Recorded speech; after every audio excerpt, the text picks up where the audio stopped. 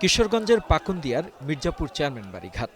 ব্রহ্মপুত্র নদে মাছের পোনা অবমুক্ত করেন প্রধানমন্ত্রী তারেক রহমান। আমরা তাদের জন্য নতুন করি সহ পরে উপস্থিত জনতার উদ্দেশ্যে দেয়া বক্তব্যে সরকারের লক্ষ্য ও পরিকল্পনার কথা তুলে ধরেন প্রধানমন্ত্রী। বলেন, বাংলাদেশকে একটি কল্যাণমুখী রাষ্ট্র হিসেবে গড়ে তুলতে চায় বিএনপি সরকার। বিএনপির রাজনীতিটাই হচ্ছে এমন একটি রাজনীতি যেই রাজনীতির বাস্তবায়ন করলে পরে দেশের মানুষ উপকৃত হবে, গ্রামের মানুষ উপকৃত হবে।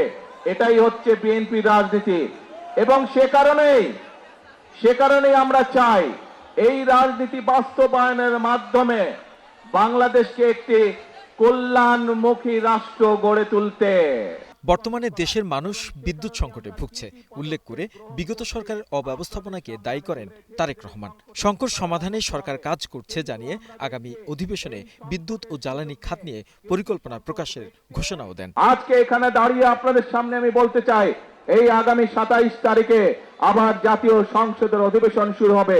সেই জাতীয় সংসদ অধিবেশনে আপনাদের দল, আপনাদের সরকার দেশের মানুষের সামনে জাতীয় সংসদের মধ্যে উপস্থাপন করবে কিভাবে আমরা ইনশাআল্লাহ আগামী 10 বছর এই দেশের বিদ্যুৎ সমস্যার সমাধান করব। তবে সংকটের সুযোগ নিয়ে কেউ যাতে রাজপথে বিশৃঙ্খলা সৃষ্টি করতে না পারে সে বিষয়ে সবাইকে সতর্ক থাকার আহ্বান জানান প্রধানমন্ত্রী। বাস্তব পদক্ষেপগুলোতে বিশৃঙ্খলা তৈরি করবে তাদের ব্যাপারে আমাদেরকে সতর্ক থাকতে হবে। এছাড়াও কিশোরগঞ্জের কয়েকটি অনুষ্ঠানে অংশ নেন সরকার প্রধান। আওলাদ বাবলু, গ্লোবাল টেলিভিশন, কিশোরগঞ্জ।